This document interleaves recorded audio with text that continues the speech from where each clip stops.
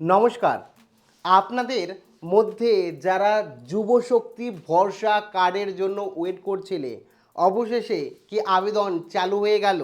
কারা আবেদন করতে পারবে, কারা আবেদন করতে পারবে না, নতুন অফিসিয়াল ঘোষণা অনুযায়ী বিস্তারিত, অফিসিয়াল নোটিশ অনুযায়ী বিস্তারিত আপনাদের সঙ্গে আলোচনা করব।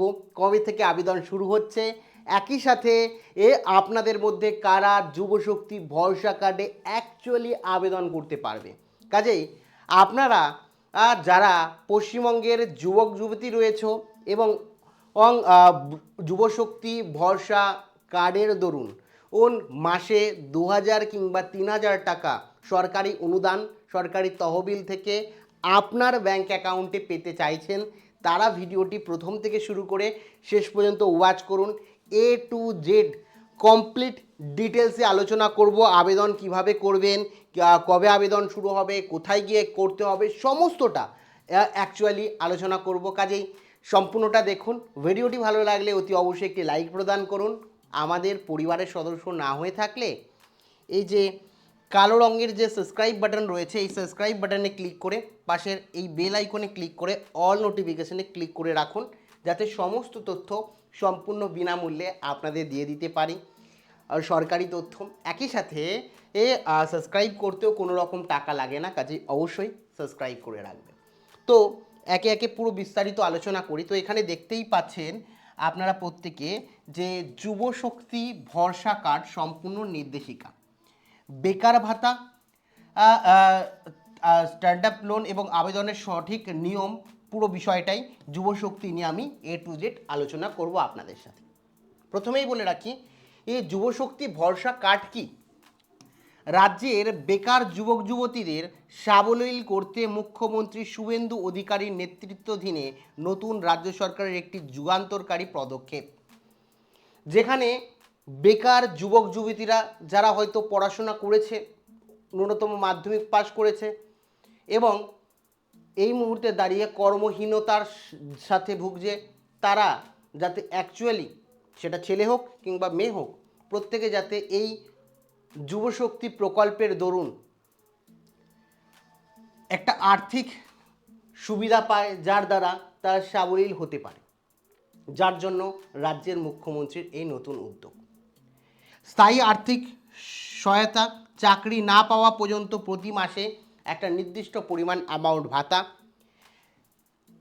কারিগর গঠন, পরীক্ষার প্রস্তুতির জন্য এককালীন অনুদানও দেওয়া হবে, একই সাথে নিজের ব্যবসা শুরুর জন্য ঋণও দেওয়া হবে যুবক যুবতীদের, এটা উল্লেখ করেছেন রাজ্যের মুখ্যমন্ত্রী শুভেন্দু অধিকারী।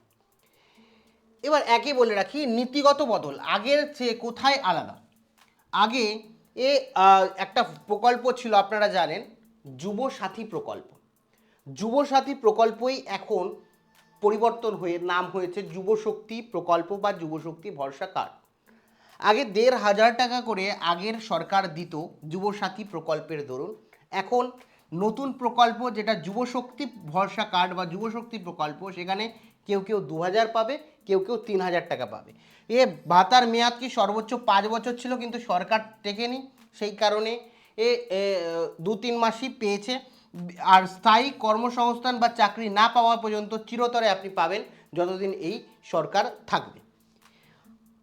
অতিরিক্ত আর্থিক সুবিধা এখানে ছিল না।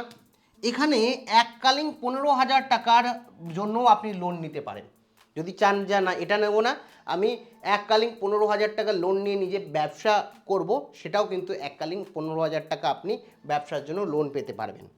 শুধুমাত্র ভাতার পরিমাণ দ্বিগুণ করা হয়নি, নিশ্চিত করা হয়েছে দীর্ঘমেয়াদী সুরক্ষাও এই প্রকল্পের দরুন। কবে চালু হবে, কি হবে না হবে, সমস্তটা বলছি। আপনার যোগ্যতা আর টাকা বরাদ্দ করা হয়েছে।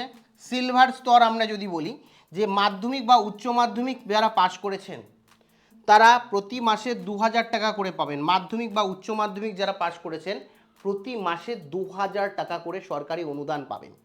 এবং গোল্ড স্তরে রাখা হয়েছে যারা গ্র্যাজুয়েট বা স্নাতক পাশ করেছেন, ঠিক আছে, মানে মিনিমাম গ্র্যাজুয়েশন পাশ করেছেন, তাদের মাসে 3000 টাকা করে দেওয়া হবে মাসে, সেটাই বলা হয়েছে। সমস্ত টাকা সরাসরি আধারের সঙ্গে লিঙ্ক ব্যাঙ্ক অ্যাকাউন্টে ডাইরেক্ট বেনিফিট ট্রান্সফারের মাধ্যমে পাঠানো হয়। অর্থাৎ মাধ্যমিক বা উচ্চ মাধ্যমিক পাশ করে থাকলে, মাধ্যমিক পাশ করলেও মাসে 2000 টাকা করে পাবেন, উচ্চ মাধ্যমিক পাশ করলেও মাসে 2000 টাকা করে আপনারা পাবেন, আর যারা গ্র্যাজুয়েশন পাস করেছেন মাসে 3000 টাকা করে পাবেন। আর এই টাকা কিন্তু আপনার আধারের সাথে লিঙ্ক যে ব্যাঙ্ক অ্যাকাউন্ট থাকবে সেই ব্যাঙ্ক অ্যাকাউন্টে সরকারি তহবিল থেকে ডিবিটির মাধ্যমে আপনাকে ট্রান্সফার করবে। কেমন? এবার বলে রাখি, শুধু ভাতা নয় স্বপ্ন পূরণের সিঁড়ি। সরকার বলছে যে এটা ভাতা নয়, 15,000 টাকাও এককালীন দেওয়া হবে। প্রতিযোগিতামূলক পরীক্ষার প্রস্তুতি, কোচিং সেন্টার বা বইপত্র কেনার জন্য সরকারি সাহায্যও দেওয়া হবে, যেটা রাজ্যের মুখ্যমন্ত্রী জানিয়েছে 15,000 টাকা। এবং 10 লক্ষ টাকা পর্যন্ত ও দেওয়া হবে স্বনির্ভর করার জন্য, নিজে বিজনেস করার জন্য, যেখানে নিজস্ব ব্যবসা বা স্টার্ট আপ শুরু করার জন্য সরকারি ঋণ দেওয়া হবে। এটা পুরোপুরি না, এগুলো হচ্ছে সম্পূর্ণ 15,000 টাকা সম্পূর্ণ দেওয়া হবে বইপত্র বা যারা প্রতিযোগিতামূলক প্রস্তুতি করছেন তাদের জন্য। আর 10 লাখ টাকা পর্যন্ত আপনার ব্যবসা, একটা স্টার্ট আপ তৈরি করছেন বা ব্যবসা তৈরি করছেন, সেই ব্যবসায় ইনভেস্টমেন্টের জন্য সরকার আপনার হয়ে ইনভেস্টমেন্ট করবে, যেখানে আপনাকে ঋণ দেবে মানে স্টার্ট আপ বা নিজের ব্যবসার জন্য 10 লাখ টাকা পর্যন্ত। এবার বলে রাখি, আবেদনের 4টি মূল স্তম্ভ কারা যোগ্য। প্রথম হচ্ছে বয়সসীমা, একটা নির্দিষ্ট বয়সসীমা লাগবে, আপনি যদি এই বয়সের মধ্যেই হন তাহলে আবেদন করতে পারবেন। 21 থেকে 45-এর মধ্যে যদি আপনার বয়স হয়ে থাকে তাহলে আপনি আবেদনযোগ্য, আপনি এই যুবশক্তি প্রকল্পে এর থেকে আর্থিক সুবিধা পাবেন। 21-এর কম হলেও আপনার হবে না, একদিন কম হলেও, এবং 45-এর একদিন বেশি হলেও হবে না, 21 থেকে 45-এর মধ্যে বয়স হতে হবে।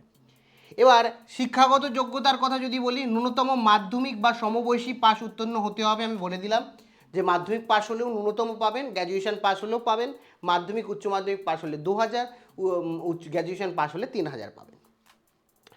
কর্মসংস্থান, আপনাকে সম্পূর্ণভাবে বেকার হতে হবে, অন্য কোনো সরকারি বৃত্তি পাওয়া চলবে না। মানে 3 নম্বর শর্ত, এটা হলো 1 নম্বর শর্ত বয়স, 2 নম্বর শর্ত হচ্ছে শিক্ষাগত যোগ্যতা, 3 নম্বর শর্ত হচ্ছে যে কর্মসংস্থান, অর্থাৎ আপনাকে একটা নির্দিষ্ট মানে মাসে, প্রত্যেক মাসে একটা নির্দিষ্ট পরিমাণ টাকা আপনার অ্যাকাউন্টে ঢোকে, সেটা কোম্পানির থ্রু কিংবা সরকারি আপনি চাকরি করেন বা আপনি বেসরকারিতে একটা নির্দিষ্ট চাকরি করেন, তাহলে কিন্তু হবে না। সেই কারণে বলে রাখি, আপনাকে বেকার হতে হবে এবং সরকারি অন্য কোনো সুবিধা আপনি পেলে হবে না। ঠিক আছে, এক্ষেত্রে বলে রাখি, ধরুন যে অন্নপূর্ণা ভাণ্ডার, তার বয়সসীমা হচ্ছে 25 থেকে 60 বছরের মধ্যে। আবার এখানে বয়সসীমা কি, আপনার 21 থেকে 45 বছরের মধ্যে, ঠিক আছে, 45 বছরের মধ্যে। তাহলে এইখানে আমরা দেখতে পাচ্ছি যে এই অন্নপূর্ণা ভাণ্ডারের কিছু মেয়েও পড়ে আছে, যারা অন্নপূর্ণা ভাণ্ডার পাচ্ছেন তারা কিন্তু আবার এটা পাবেন না, আবার যারা এটা পাচ্ছেন তারা অন্নপূর্ণা ভাণ্ডার পাবেন না, যে কোনো একটাই করতে পারবেন, অ্যামাউন্ট একই প্রায়। একই সাথে বাসস্থানের কথা যদি বলি, পশ্চিমবঙ্গের স্থায়ী বাসিন্দা হতে হবে, পরিযায়ী পরিবার এই যোগ্য। তো এখানে পশ্চিমবঙ্গের যারা স্থায়ী বাসিন্দা, পশ্চিমবঙ্গে 10 বছর ধরে বা জন্ম থেকে পশ্চিমবঙ্গে এর বাসিন্দা রয়েছেন, তারাই কিন্তু এই প্রকল্পের সুবিধা নিতে পারবেন। এই 4টি মূলত মানে শর্ত রয়েছে আবেদনকারীদের জন্য। এবার বলে রাখি আরও একটা, যেটা মেন আবেদনের জন্য শর্ত 5 নম্বর, সেটা হচ্ছে বিভ্রান্তকর অনেকের ক্ষেত্রেই নিরাশার। তো এখানে বলে রাখি, মাসে 1 লক্ষ টাকার কম আয় হতে হবে, ব্যক্তিগত আয়। অনেকে বলছে যে টোটাল যদি বছরের আয় 1 লক্ষ টাকার আর কম হয় তাহলেই আপনি পাবেন। তো এটাই দুটোই কিন্তু ভুল। ব্যক্তিগত আয় আপনার 1 লাখের বেশি না কম সেটা কিন্তু মার্জিনা করা হবে না। আপনার ধরুন ব্যক্তিগত আয় 0, তাও কোনো সমস্যা নেই, সমস্যা নেই, আবার সমস্যা থাকতেও পারে। আর যাদের ধরুন বছরে ফ্যামিলি ইনকাম 1 লাখের বেশি, তারাও পাবেন। এইটা অনেকে বলছে যে বছরে 1 লাখের বেশি ইনকাম হলে পাবেন না, এমন কিন্তু নয়। এখানে বলে রাখি, মাসিক আয় পরিবারে, আপনার না, পরিবারের, টোটাল পরিবারের 1 লক্ষ টাকার যদি বেশি হয়, একই সাথে বার্ষিক আয় মানে 12 মাস মানে 1 বছর, 1 বছরের আয় যদি, পরিবারের আয় যদি 12 লাখের বেশি হয়, তাহলে সম্পূর্ণ পরিবারের, এটা কিন্তু মোট আয়, মানে পরিবারের মোট আয় যদি বছরে 12 লাখের বেশি হয় এবং আপনার পরিবারের টোটাল যতজন সদস্য আছে সব মিলিয়ে মাসে যদি 1 লাখের বেশি আপনার পরিবার ইনকাম করেন, তাহলে আপনি এই প্রকল্পের আওতায় আসছেন না।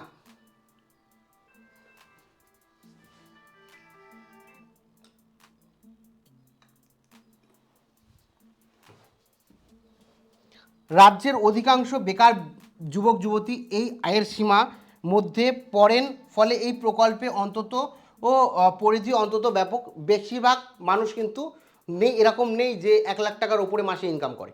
তো সেই কারণে নিশ্চিন্ত থাকুন, আপনার পরিবারের যদি 1 লাখের বেশি মোট পরিবারের আয় না হয় মাসে, তাহলে আপনি আবেদন করতে পারবেন। এই 5টি মূলত শর্ত আছে।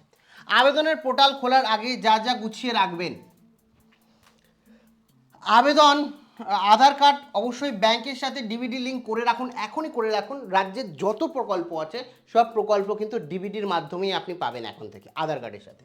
ভোটার আইডি কার্ড বা নাগরিকত্বের প্রমাণ, ভোটার আইডি কার্ড যদি থাকে লাগবে ডকুমেন্ট।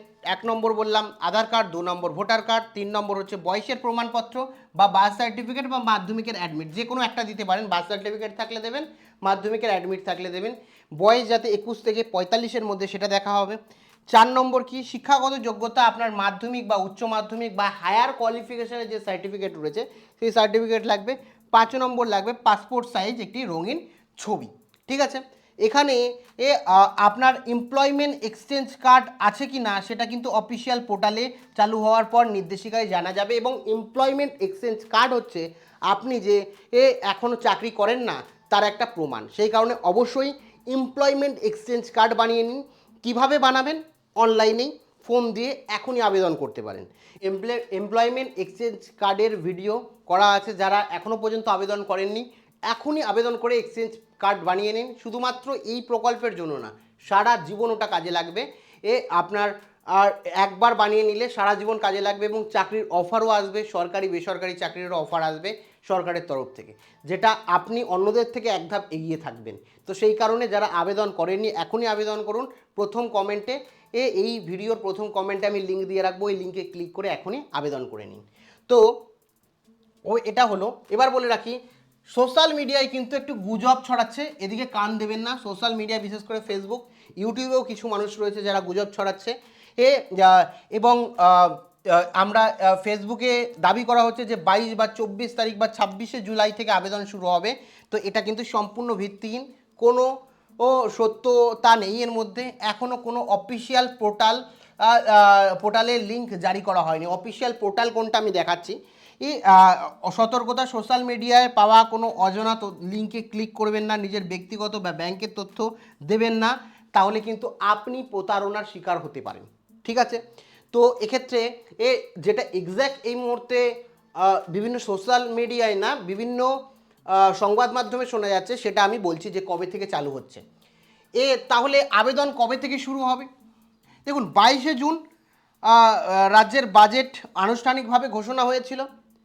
জুলাই এবং সেপ্টেম্বরের ডিজিটাল পোর্টাল তৈরি হয়েছে এবং অক্টোবর থেকে টাকা দেওয়া শুরু হবে বা প্রকল্পের কাজ শুরু হবে। সেক্ষেত্রে অফিসিয়াল পোর্টাল লঞ্চ এবং আবেদন গ্রহণ শুরু হবে কিন্তু অক্টোবর থেকে, কিংবা হতে পারে আগস্টের মিড সেকশন থেকে। কারণ অক্টোবর থেকে এই প্রকল্পের টাকা দেওয়ার ঘোষণা কিন্তু রয়েছে এখানে, মানে বাজেটে যেটা বলা হচ্ছে অক্টোবর থেকে।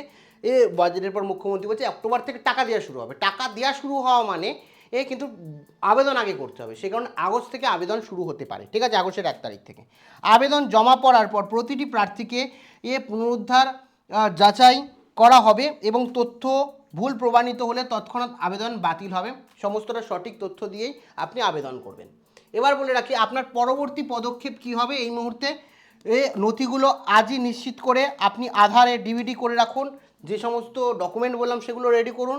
ভুয়া পোর্টাল বা লিঙ্ক থেকে বিব্রত থাকুন এবং অপেক্ষা করুন অক্টোবর মাস পর্যন্ত। এবং আগস্ট মাসেই আপনারা অফিসিয়াল নোটিশ পেয়ে যাবেন। এবং আমার মনে হয় আগস্ট মাসে, মানে অক্টোবরে টাকা দেওয়া শুরু হলে, যদি অক্টোবরে চালু হয় তাহলে নভেম্বরে টাকা দেবে, কারণ আবেদন করলেই পরের দিনকে টাকা দেওয়া সম্ভব না। সেক্ষেত্রে আগস্ট থেকেই সরকারের চালু করা উচিত, তাহলেই অক্টোবরে গিয়ে টাকা দেওয়া শুরু করবে।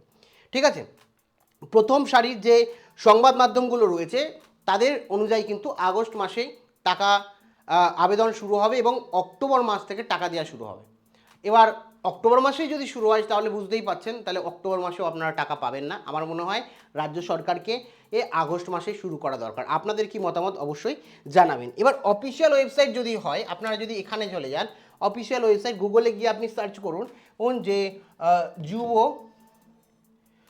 শক্তি বলে সার্চ করলে অফিসিয়াল ওয়েবসাইট পেয়ে যাবেন এরকম বাংলার যুব শক্তি। এটা কিন্তু অফিসিয়াল ওয়েবসাইট। দেখুন বাংলার যুবসাথী www.gov.in দেওয়া রয়েছে, কিন্তু এটাই অফিসিয়াল ওয়েবসাইট। এই যে ওয়েবসাইটের এই যে এটাকে বলা হয় ডোমেন, এই ডোমেনটা চেঞ্জ করে রিডাইরেক্ট করে দেওয়া হবে এবং এখানেই কিন্তু আবেদন শুরু হবে।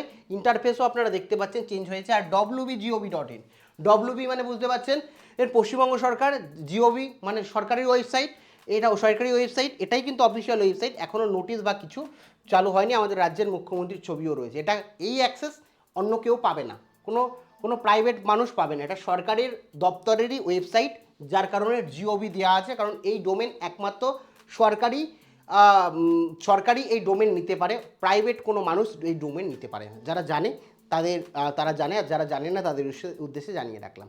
বাদবাকি ধরে রাখুন যে আগস্ট এর আগে, আগস্ট সেপ্টেম্বর অক্টোবর, তো আগস্টে শুরু করলে মনে হয় ভালো হয়।